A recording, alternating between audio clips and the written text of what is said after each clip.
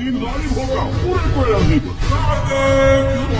اس کی خبر دی ہے محمد رسول اللہ صلی اللہ علیہ وسلم.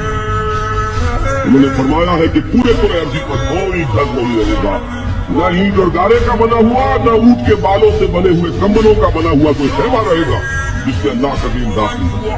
یہ کام تو ہو کر رہے گا، صرف یہ ہے کہ ہم اس میں سے سعادت کا حصہ پاتے ہیں یا نہیں.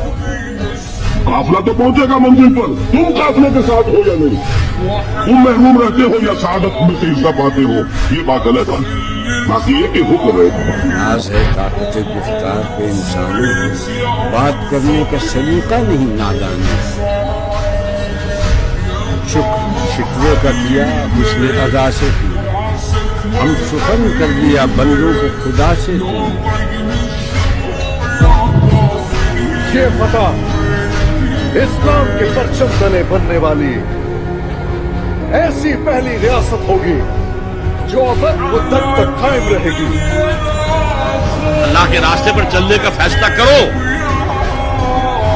اللہ کی راہ میں جہاد کا فیصلہ کرو، پھر اللہ راستہ کھولے گا. والذین جاہدوا فینا لنہدینہم سبلنا.